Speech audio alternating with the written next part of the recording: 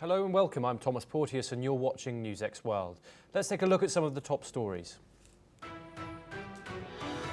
Japanese Prime Minister Shigeru Ishiba has dismissed reports that he plans to resign, calling the claims completely unfounded. A source close to Ishiba says he is staying in office at least until a trade deal with the US is finalised by August the 1st. Trump says the US has sealed a massive trade deal with Japan, calling it perhaps the largest ever made. Under the agreement, US tariffs on Japanese goods will rise to 15%, while Tokyo pledges a $550 billion investment in America.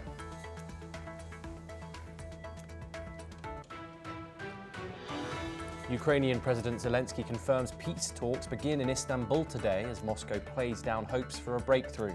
The meeting comes amid US pressure and talk of prisoner exchanges, but the Kremlin says its goals remain unchanged. Over 100 aid and rights groups organisations have issued an urgent call for action as hunger deepens in Gaza, demanding an immediate, permanent ceasefire and the removal of all aid restrictions. The groups say starvation is spreading while truckloads of life-saving supplies remain blocked outside the Strip. After a 5-year freeze, India will resume issuing tourist visas to Chinese nationals from July the 24th. The move marks a significant step towards repairing ties damaged by the 2020 border clash and subsequent trade restrictions. Trump announces a 19% tariff on imports from the Philippines, calling it part of a beautiful new trade deal with Manila.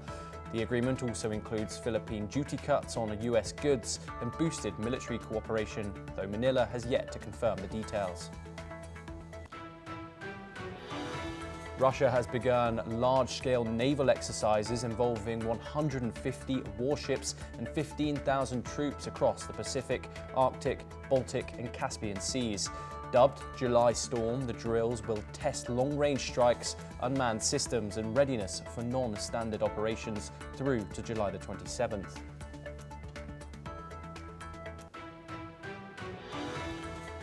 United States envoy Steve Witkoff will travel to Rome this week to push for a ceasefire in Gaza amid mounting humanitarian pressure.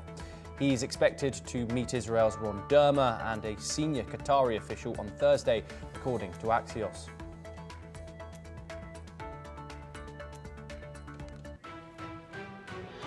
Now we start in the Middle East for our top story, where more than 100 aid organisations have issued a stark warning that mass starvation is spreading in the Gaza Strip. The appeal comes ahead of the US top envoy's scheduled talks in Europe on a potential ceasefire and the establishment of an aid corridor. A total of 111 organisations, including Mercy Corps, the Norwegian Refugee Council and Refugees International, signed a joint statement demanding an immediate and permanent ceasefire, as well as the removal of all restrictions on humanitarian aid deliveries. The group said food, clean water and medical supplies are being blocked just outside Gaza, with humanitarian workers unable to access or distribute them.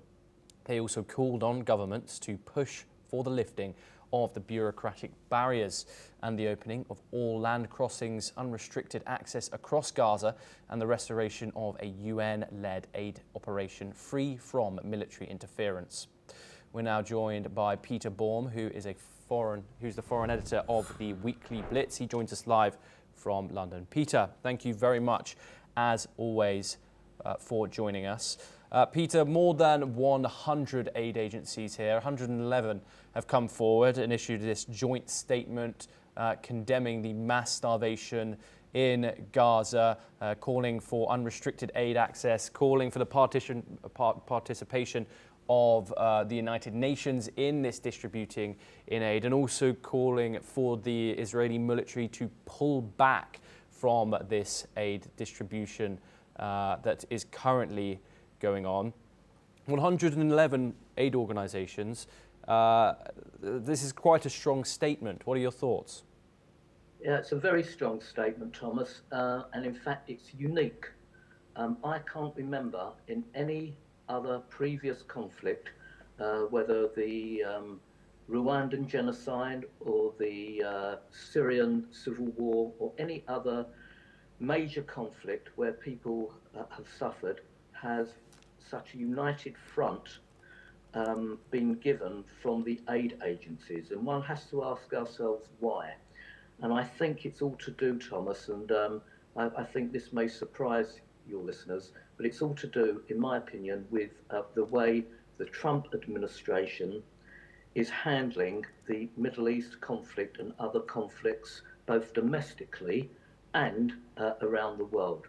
And this is to smash the business model of those major UN agencies who have profited through corruption and facilitated the suffering of the Palestinian people. I have no doubt that that's what's driving these agencies to band together, because they can see their business model being absolutely shattered. It's no surprise, Thomas, that when the Trump administration decided to defund UNRWA, that Hamas, a month later, was unable to pay its operatives.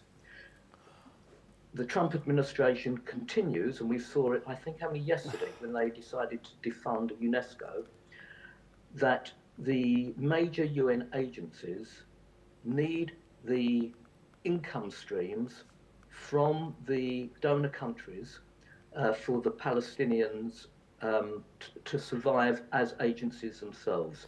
So these smaller agencies, Peter, also sometimes very reliable on income streams related to the Palestinians, seeing their livelihoods under threat. And I have no doubt this is the major factor driving them, not their concern for the Palestinians.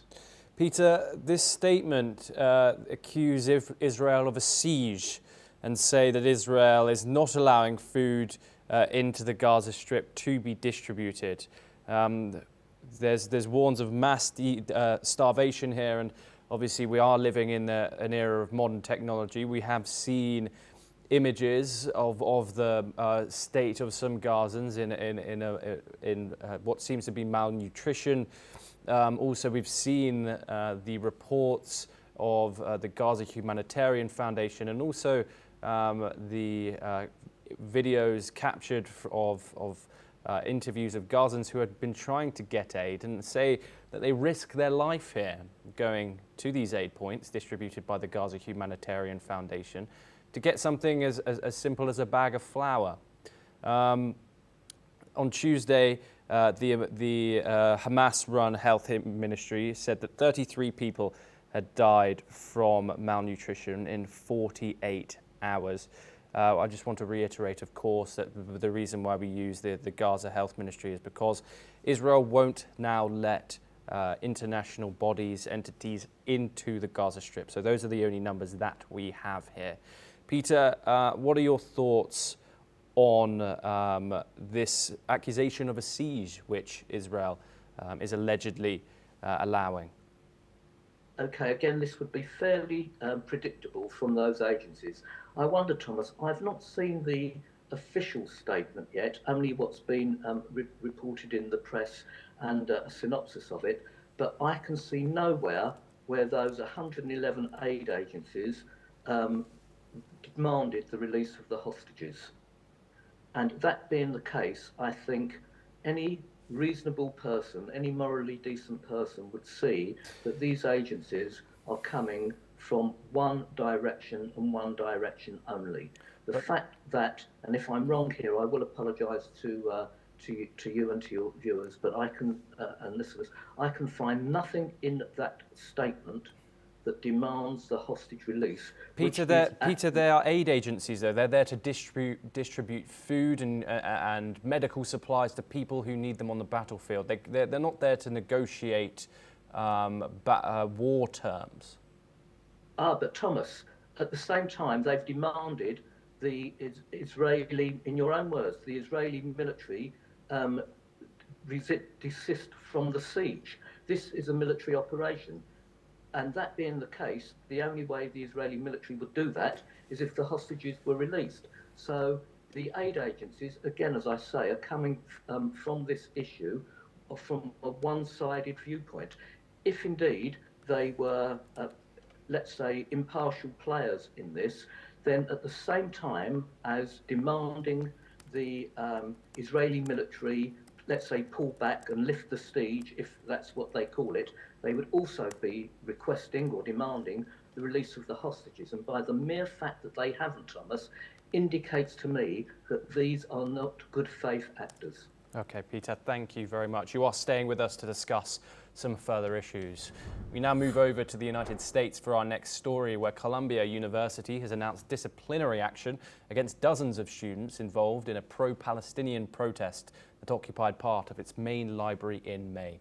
The university said those students violated campus rules, resulting in sanctions ranging from probation and multi-year suspensions to degree revocations and even expulsions.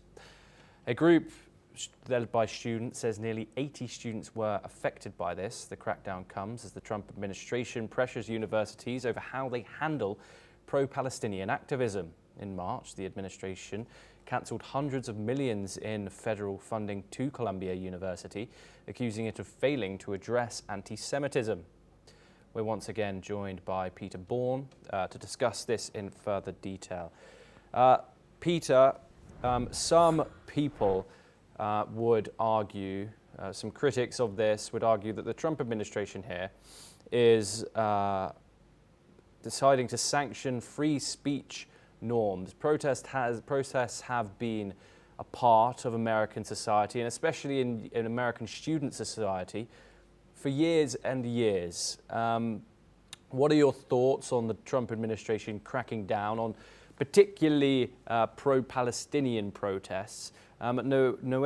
Wherever you stand on this issue, is this not an infringement on free speech? No, I don't think it is, Thomas, and let me explain why. And I think it actually is directly correlated to the subject we were talking about before, about the Trump administration's determination to break the business model.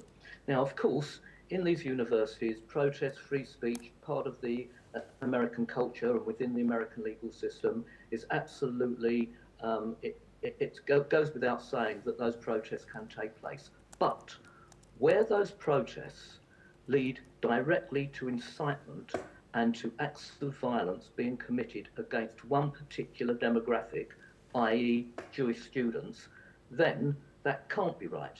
And the Trump administration, rather like the way they are using the Israel-Palestinian issue and breaking the business model of the NGOs, they're doing exactly the same thing with the universities. Peter, critics would say that they are protesting against the actions of the Israeli government and not directly protesting again and enacting on Jewish students here. That's true, Thomas, but why this action has been undertaken by the Trump administration is because the hierarchy of the universities and the students themselves who are protesting have not been protecting the Jewish students on campus. There have been numerous incidents where Jewish students have been victimized, beaten up, their dormitories set alight, etc. And that's why the Trump administration has acted, not because of the right to protest. And the way the Trump administration has decided to counter these acts of anti-Semitism is by defunding the universities, i.e. breaking the business model. And that's why the universities have acted in terms of suspending their students because of the way the students behaved on campus towards a certain demographic group, i.e. those Jewish students. Okay, Peter Bourne, thank you very much for joining us. Always a pleasure to have you on the programme. We now move over to South Asia, where India will resume issuing tourist visas to Chinese citizens starting on July the 24th of 2025, marking the first time in 5 years that the policy has been reinstated. The move comes amid efforts by both countries to stabilise and improve relations, which had soured following the 2020 Galwan Valley clashes. The Indian embassy in China confirmed that Chinese nationals can apply for visas online and submit documents at Indian visa application centres in Beijing, Shanghai and Guangzhou. In addition to the visa resumption, both nations are working to restart direct flights between India and China. According to reports, China has expressed readiness to collaborate on improving economic, trade and tourism ties, and has welcomed India's efforts to resume the Kailash Manasarovar Yatra for Indian pilgrims. We're now joined by Andrew KP Lung, who's a China strategist. He joins us live from London. Andrew, thank you very much for joining us on the programme as always. China, Andrew, how significant is this movement towards India and China's relations? Obviously, since 2020, there has been a soured relationship between the both of them. How significant is this move? After years or decades of border conflicts and disputes, leading even to bloodshed on both sides, I think that the leadership of both countries have decided recently to de-escalate and to actually normalize the kind of relationship. And then another dynamic is, of course, the whole world order has now been totally upended. Supply chains and also trade, but also a relationship with the United States, which is seen by even its allies as less a reliable partner. Not that they would like to embrace China, but then it's a recalibration of relationship with other nations, not only China, but the Global South and other countries, particularly those in the region. As far as India is concerned, of course, with ASEAN and other countries. Now, I think that a major reason for bipartisan bilateral conflicts and also multilateral conflicts is often the lack of understanding between their peoples. And of course, in democratic countries, and their peoples drive the kind of political rhetoric that could either demonize another country or deepen the animosity towards the other country. Now, and as we are now in this age of recalibration of relationship, there is another dimension about how do you seek areas of trade and economic growth for the benefit of both countries. And tourism, for example, and also the export of culture. For example, as far as India, China is concerned, the export of Indian cuisine. For example, I mean, in London, I enjoy Indian cuisine, and as well. But I think that there is a great opportunity for India to export its cuisine, its soft culture, including films, and of course, opening up India as a destination for the young Chinese tourists who are roaming around the world. And in recent years, we're seeing as many as over 100 million Chinese tourists exploring countries and territories and sites they hadn't been able to do for many decades until recent years. So I think that, and then of course, for China, the tourism towards India, and Indian tourists to explore China as a country. And there are, apart from big cities like Shanghai, Beijing, Guangzhou, there's a huge country out there. Don't forget China's the fourth largest country in terms of territory. And there are lots of areas which are open to Indian tourists. So I think that it benefits both sides, and that's what we're seeing now by issuing a resumption of issuing visas to Chinese students, to Chinese tourists, to Chinese businesses. Yes, Andrew. Obviously, however, tensions do still remain. However, there is work being led towards that now. Given the geopolitical state of the region, what are your thoughts in the state of the Indian and Chinese relationship, and how do you see that moving forward? I think we're not seeing the two countries embracing each other. I think that the biggest difference is the partnership or relationship with the United States.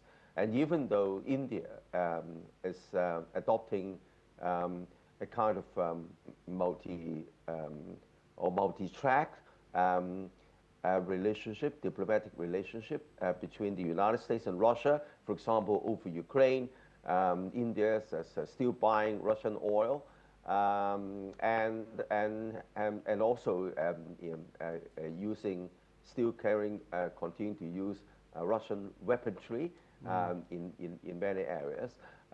But there is much less kind of conflict between India and the United States compared with between China and the United States, because China is seen by the United States as an existential threat, not India. So I think that's the difference. But as far as the relationship between India and China is concerned, as I was trying to explain, there are many areas which both countries, while continue to compete, continue to confront each other on borders, there are areas both countries can cooperate in terms of tourism, in terms of trade, investment, and things like climate change and energy.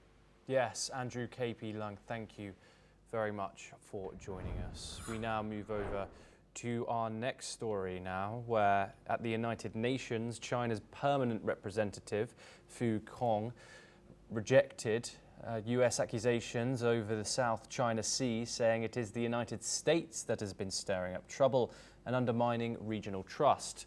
Fu reaffirmed that China holds undisputable sovereignty over the South China Sea islands and adjacent waters with what he called sufficient historical and legal basis. He reiterated Beijing's rejection of the 2016 arbitration ruling against its claims, saying China does not recognize the award or any actions based on it. Let's listen in to what China's permanent representative to the UN said. 中国对南海诸岛及其附近海域拥有不可争辩的主权。中国在南海的领土主权和海洋权益具有充分的历史和法理依据。中方在南海仲裁案问题上的立场是一贯且明确的。中国不接受、不承认所谓的裁决，不接受任何基于该裁决的主张和行动。美国至今不加入联合国海洋法公约，但常常以公约法官的身份自居，对他国指手画脚、横加干涉，何其可笑！ Fu also criticized the deployment of US weapons and military operations in the region, calling them a threat to regional peace. We're now once again joined by Andrew KP Leung. Andrew, what strategic interests here might be driving the United States' criticism of Beijing's maritime activities? And to what extent are those interests shared by regional allies? Of course, the South China Sea is the main theater of conflict between the United States and China in many different ways. First of all, is the military containment of China, represented by the first island chain centered in Okinawa, the second island chain centered in Guam, with many American vessels, and of course the Americans' 7th Fleet is stationed in the choke point in Singapore, controlling the sea lane of communication from the East and South China Sea through the Indian Ocean to the rest of the world. So the choke point in Malacca Strait is an important stranglehold on the free flow of Chinese trade. And of course, in the South China Sea, there's the question about Taiwan, and the Trump administration, and of course the United States all along, have been mobilizing its allies, including Japan and Australia, and of course India in the Quad, QUAD, and with Australia and the United Kingdom in the so-called AUKUS, United Kingdom, Australian, United States nuclear submarine deal, and more recently with the Philippines and as well as South Korea. So it's a kind of containment policy. And then, of course, the other dimension is the territorial disputes in the South China Sea involving China with a number of its neighbors in claimed territories. But for China, the South China Sea is such an important conduit, its lifeblood. And so China is now building islands along the South China Sea, if you like, to safeguard its a sea lane of communication. So I think on many fronts, the South China Sea is very important, and of course the possibility of Taiwan veering off its tangent to declare independence, and that was immediately trigger China's anti-secession legislation, which was enacted years ago to prevent this from happening, mobilizing the China's military in full force to prevent this from happening. And this would, of course, provoke a regional, if not a global war. So I think that this South China Sea is very important, and it's reflected in the United Nations statement. Of course, the United States would condemn China's, within quotation marks, militarization, despite the militarization of the so-called first and second island chains against China. So I think that this is the kind of confrontation at on the diplomatic front in the context of the United Nations. Andrew K.P. Lung, thank you very much for joining us on the programme. For our next story, we head over to the United States, where the Justice Department has asked lawyers for Jeffrey Epstein's associate, Ghislaine Maxwell, if she would be willing to speak with US prosecutors, according to Deputy Attorney General Todd Blanche. The decision comes as Attorney General Pam Bondi has faced mounting pressure from President Donald Trump supporters to release additional materials related to Epstein, who killed himself in a jail cell in 2019 while awaiting trial on sex trafficking charges. Moreover, on Tuesday, 2 Manhattan-based federal judges set a July the 29th deadline for the Justice Department to provide detailed arguments to support its bid to unseal records from Epstein's and Maxwell's criminal cases. This comes as Mark Epstein, brother of the late financier Jeffrey Epstein, recently discussed the relationship between his brother and President Donald Trump in an interview with CNN's Erin Burnett. Mark Epstein allegedly described their relationship as very close and good friends, despite Trump's previous statements distancing himself from Epstein. In addition, new photos of Epstein have been uncovered. They show him attending Trump's wedding to Marla Maples in 1993, as well as participating in a 1999 Victoria's Secret fashion show alongside Trump. We're now joined by Asuma Katalka, who's an anchor and correspondent for NewsX World. Asuma, thank you very much for joining us. What more can you tell us, and what context can you give us a bit further behind this story? Yes, Thomas, just like you have mentioned that although President Trump is trying not to seem like he was close or good friends with Jeffrey Epstein, but the photos and videos show otherwise. It, like you've mentioned, that he was in the guest list, and there are 2 pictures right now being shown in CNN's website in Marla Maples and Trump's wedding in 1993, and then Jeffrey Epstein was also present in with Trump in 1999 Victoria's Secret New York fashion show. Also, around that time, he was also seen with Jeffrey Epstein in a Harley Davidson cafe at New York. So these kind of videos or pictures kind of reflect that they were not strangers to each other, definitely. And also some things that came out last week, that Trump sent him naked women's drawing on Jeffrey Epstein's birthday. But so far, President Trump has called CNN fake news and accused CNN and White House has accused CNN of issuing these kind of photos and kind of leading more towards conspiracy theories. But we will be seeing and we will be keeping an eye on what more is going to come out, including the documents that are supposed to be issued and also the relationships and the photographs and videos that show the Trump's connection, President Trump's connection to the Jeffrey Epstein himself. Thank you very much, Asuma, for joining us. Well, that is all we have time for, and we will continue to bring you more news updates from around the world. Thank you.